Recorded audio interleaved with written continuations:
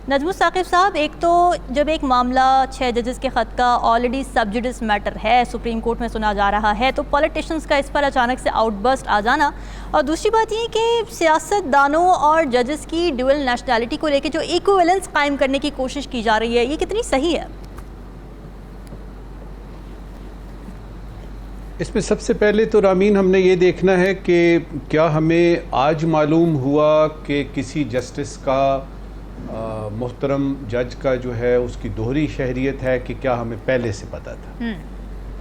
अगर तो हमें पहले से पता था तो क्या हम इंतज़ार करते हैं कि वक्त आए तो इसको अनाउंस किया जाए, इसके बारे में बताया जाए, या वो जज साहिब जो हैं वो अब हमारा काम करने से जब इनकार करें तो हम इस तरह की कोई बात लेके आए कि जिनके तो असासे इतने हैं अच्छा। और इसमें जो है उनकी दोहरी शख्सियत है यानी शहरियत है वगैरह वगैरह।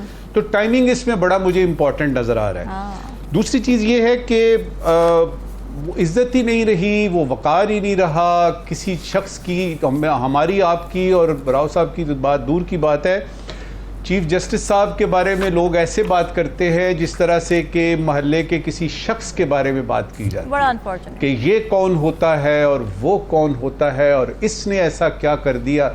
तो इस शहर में किसी की तो इज्जत बनी रहे। आपने अपने इदारों को, एक तो खुद ही वो ख़राब हो रहे हैं, अपने इंटरनल से इम्प्लोजन्स हो रही हैं, ऊपर से आप जो है वो यानी इस तरह की बातें करके तो किसी इज्जत और वकार नाम की चिड़िया जो है वो मुझे लग रहा है कि दूर हो गई है। वजूहात क्या हैं? देखिए, सबसे पहली जो वजह मुझे नज़र आती है ना वो ये है कि अगर हम अदलिया की बात करते हैं कि वो निशाने पे क्यों आ गई है इस वक्त, या निशाने पे क्यों आ रही थी और आ रही है, तो उसमें सबसे पहले मुझे ये ख्याल आता है कि जो अदलिया ने फैसले दिए माजी में जी। वो या तो किसी के हक में दिए या किसी के खिलाफ दिए, इंसाफ किया या फिर वो टेलीफोन सुन के तो फिर वो फैसले को दाएं बाएं अब्दुल कयूम वगैरह वगैरह इस तरह की बात हुई। तो एक तो ये हुआ कि आपके जो फैसले हैं उनका यानी असर जो है वो किन लोगों ने किस वक्त दिया और वो किसके हक में जा रहे थे और किस में, इसमें तनाज़ा पड़ गया। दूसरी बात ये है कि ये जो सोशल मीडिया है और ये जो आपका इलेक्ट्रॉनिक मीडिया है, प्रिंट मीडिया नहीं, इलेक्ट्रॉनिक मीडिया और सोशल मीडिया, ये चूंकि बेलगाम है, शुतरबे मुहार है, इसमें जिसके मुंह में जो आता है वो कह देता है और किसी को कुछ पता ही नहीं है कि वो जो कह रहा है वो बिलो द बेल्ट तो है ही, वो फैक्चुअली भी इनकरेक्ट है। फिर उसमें यह आता है कि अदलिया ने अपने ऊपर होने वाली तनकीद को, तीसरी वजह बता रहा हूँ, अदलिया ने अपने ऊपर होने वाली तनकीद को सही वक्त में सही तरह से एड्रेस नहीं किया। वो आर्मी में कहते हैं, उस यानी आपकी ट्रेनिंग हो रही हो ना तो उसमें वो कहते हैं कि never give the first inch. जिस दिन पहले दिन किसी जज की इज्जत हुर्मत पे बात हुई थी, जिस दिन पहले दिन किसी चीफ जस्टिस के बारे में बात हुई थी, उसी दिन इनको पुट फुट डाउन करना चाहिए था और कहना चाहिए था नथिंग डूइंग, ये पड़े हुए हमारे पेन, पहले हमें बताया जाए कि हमारी ये बेइज्जती क्यों की जा रही। तीसरी यानी चौथी वजह अदलिया के अंदर से आने वाली खुद यानी बजाते खुद जो मुखालिफ आवाज़ें हैं। मिसाल के तौर पे ये जो 6 जजेस का ख़त है जिसका आपने जिक्र किया, अब अंदर से भी कुछ आवाज़ें आनी जो दो धड़े बनते हुए नज़र आ रहे हैं। एक तरफ हमें 6 मोहतरम जजेस नज़र आ रहे हैं जो कि कह रहे हैं हो रही है इंटरफेरेंस, ऊपर से एक और अननोन से जज साहब थे, उनको मैंने देखा, उन्होंने कहा कि ये बिल्कुल गलत है, बिल्कुल ऐसा नहीं हो रहा। फिर उसमें एक और चीज़ भी आई कि इन जजेस के इस ख़त ने बहुत सारी चीज़ें वाजे की। एक चीज़ और वाजे की और वो ये थी कि माजी में जितने भी फैसले हमारे पास आए, ख़ासतौर पे एपेक्स कोर्ट, सुपीरियर कोर्ट्स के, वो मुतनाज़ा हो गए।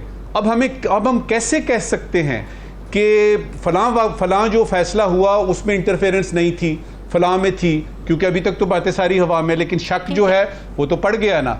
अच्छा, अब उसके बाद आते हैं कि जो मेन चीज़ इसमें मुझे नज़र आती है कि क्या वजह है कि अदलिया जो है वो अपने आप को बेयारो मददगार समझ रही है। क्या वजह है कि जो जिसके मुंह में जो आता है वो कह देता है और अदलिया बेचारी सवाए इसके ये कहे कि हम ये कर देंगे, वो कर देंगे, बुलाऊंगा, मेरे सामने आके बात करें वगैरह वगैरह, और बाप की सज़ा बेटे को नहीं मिलनी चाहिए, इस तरह की बातें करने के वो कुछ नहीं कर सकते। उसकी बुनियादी वजह देखिए, अदलिया इंसाफ करती है, फैसले सुनाती है, उसके फैसलों को इम्प्लीमेंट कराने के लिए आपको एग्जेक्टिव्स की ज़रूरत पड़ती है। अगर एग्जेक्टिव जिस तरह के आपके इदारे हैं, आपकी पुलिस है, आपकी यानी और जो कि इम्प्लीमेंट कराने में आपके इदारे होते हैं ना, मिनिस्ट्रीज वगैरह, ये वो, मैंने ये देखा कि over a period of time ये जो छतरी होती है ना एग्जेक्टिव्स की, इसमें छेद होने शुरू हो गए, जो कि अदलिया के सर पे रही। अब अदलिया क्या कर सकती है? आपके ख्याल में वो पुलिस खुद भेज सकती है? वो एक ऑर्डर करेगी, मिनिस्ट्री ऑफ इंटीरियर से ऑर्डर जाएगा, किसी आईजी को जाएगा, आईजी साहब पुलिस भेजेंगे। तो बेयारो मददगार इसलिए भी है कि एग्जेक्टिव्स ने हाथ खींच लिया, और वहां पे एक शक पैदा हुआ कि एग्जेक्टिव्स ने भी शायद ये कह रखा है कि हमारी मर्जी के फैसले होंगे तो हम उसमें शामिल होंगे, वरना आप फैसले देते रहें, कागजों पे कागजें, फाइलों पे फाइलें। ठीक है। बॉटम लाइन इस वक्त क्या निकलती है? देखिए, जिस वक्त इदारे, कोई भी इदारा है, कोई भी मिनिस्ट्री है, कोई भी डिपार्टमेंट है, कोई भी इदारा है, जब आप अपनी हुदूद से निकलेंगे, नंबर एक, जब आप अपनी कुर्सी पे बैठ के वो करेंगे जो कि आपको नहीं करना चाहिए, जब आप इंसाफ को यूं समझेंगे जिस तरह के एक ओपिनियन होता है, आप इंसाफ को समझेंगे, आप इंसाफ को वो समझेंगे, अगर आप ये समझेंगे तो फिर ये तो होगा, ये तो होगा।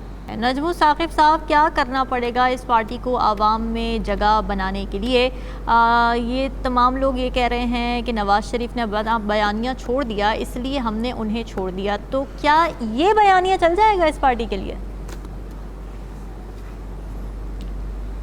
देखिए, अगर तो हम खाकान अब्बासी साहब को देखें, मिफ्ताह इस्माइल साहब को देखें और मुस्तफ़ा खोखर साहब को देखें, तो ये तीनों हजरात जो हैं आज से 5-6 साल पहले कहाँ कहाँ पे थे, किस जगह पे थे और क्या कर रहे थे। अब मुझे इजाज़त अगर आप देंगी तो मैं अहमद फराज साहब का एक शेर याद आया है, उससे शुरू करते हैं और मुख्तसरन इस पे अपना तज्जिया देते हैं। फराज साहब ने कहा कि अपने अपने बेवफाओं ने हमें यकजा किया। वाह। अपने अपने बेवफाओं ने हमें यकजा किया, वरना मैं तेरा नहीं था और तू मेरा न था। दरिया को कूजे में बंद कर। अच्छा, अब ये तीन अशखास जो हमें सफ़े अव्वल में नज़र आ रहे हैं, जिनके मैंने नाम गिनवाए, ये अपने अपने बेवफाओं से जुदा होके तो एक ऐसे प्लेटफॉर्म पे जमा हुए हैं जिसके बारे में सुना था कि आज उसको लॉन्च किया जा रहा है, क्योंकि पिछले 2-3 महीनों से बातें चल रही हैं और इन्होंने इंटरव्यू भी दिए और बताया भी कि जी तीनों पार्टियां फेल हो गई और हम हुकूमत में आएंगे, नहीं आएंगे तब भी काम करेंगे, और सेहत वगैरह ये वो, यानी इरादे जो हैं वो बड़े मुसम्मम और वो हैं। सबसे बुनियादी सवाल रामीन यहाँ ये बनता है कि ये पार्टी बन रही है या बनवाई जा रही है।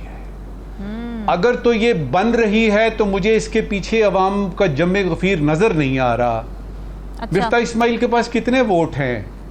मुस्तफ़ा खोखर साहब ने अभी अभी इलेक्शन लड़ा है, उसके बाद आ गए आपके खाकान अब्बासी साहब।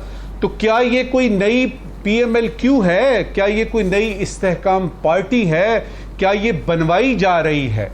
अच्छा, इन सवालों के जवाब जो हैं, चूंकि आज तक पाकिस्तान में अल्हम्दुलिल्लाह कभी भी नहीं मिले, मुझे और आपको इसका जवाब नहीं मिलेगा। सिर्फ शवाहिद बताएंगे कि ये कहां से बात शुरू हो रही है, ताने बाने कहां पे हैं, रास्तें और बागें कहां से जो हैं वो खींची जा रही हैं। अब इस वक्त की आखिरी बात, मुल्क के मुआशी, सियासी, मुआशरती और अदालती, ये 4 शोबों के जो मसाइल हैं, अगर ये पार्टी आती है, पहला सवाल ये होगा कि आप इस काबिल हैं कि अगले इलेक्शन तक जो है इतना आप बस्टर कर सकें सपोर्ट, कि आप इलेक्शन जीत सकें, और फिर आप में इतना दम खम हो कि आप इन मसाइल की तरफ तवज्जो दें। तो मेरा तज्जिया इस वक्त का ये कह रहा है कि चूँकि अवामी सपोर्ट होने के बावजूद हमने देखा कि एक शख्स जो है उसकी पार्टी का नामो निशान मिट जाता है, तो ये बेचारे जो हैं ये क्या कर लेंगे, इसके बारे में अंदाज़ा लगाया जा सकता है। बहरहाल हमारी टीम की जो है वो गुड विशेस इनके साथ हैं। जो कोई भी आए पाकिस्तान के और पाकिस्तान के अवाम के लिए अच्छा करे, बिस्मिल्लाहिर्रहमानिर्रहीम। बिल्कुल जी।